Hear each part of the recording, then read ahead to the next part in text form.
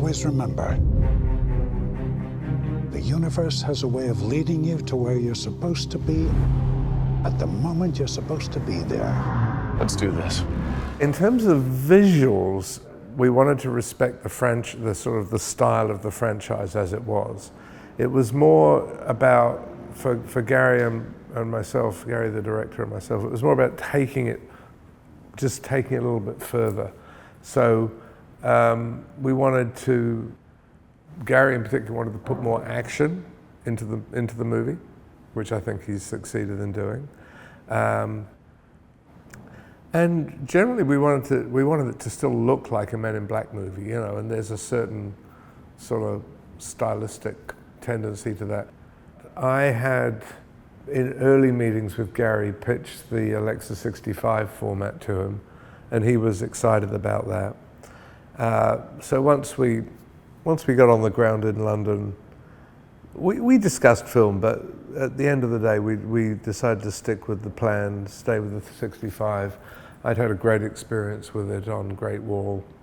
Love the way it works for obviously the big data capture for VFX, which is, you know, useful in certain circumstances, but more importantly, just how great people look on the 65. It's a real medium format camera system that with very limited, as far as I know, no aliasing and compression, so that the faces, you know, big landscapes of course are fantastic, but faces also absolutely gorgeous.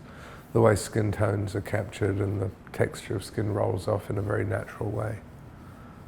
So once we decided on the 65 format, Simon from the London ARRI Rental suggested we look at the DNAs. I was interested in going a bit beyond the clean, sensible look of the 65 primes and the 765s, which I'd used on Great Wall. And I mean, beautiful lenses, but particularly this movie, I wanted to have a little bit more character. And the London boys said, well, you know, the DNAs, you get character. And we did extensive tests. We actually tested the DNAs. We tested some COA anamorphics. We looked at some old Cook crystals and the Hawk anamorphic primes that which are great on the 65.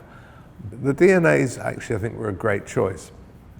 They do have a little bit, you know, there's a little bit of variation within the set in terms of color and contrast. We quickly found our favorites, and we you know, just like the way they look, the way they flare a little bit. There's a slightly softer rendition of skin tones, and yeah, they were great. ARRI Rental, I mean, were very supportive of us throughout the whole process, from bringing the DNAs to our attention, which we hadn't seen before, working with production to get to a deal that everyone was able to live with. Of course, as I said, we hadn't budgeted for the 65, and so they were able to make some accommodations there.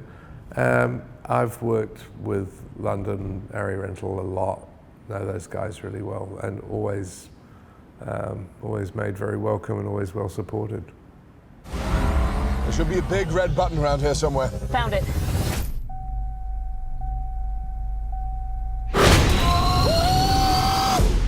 We are the Men in Black.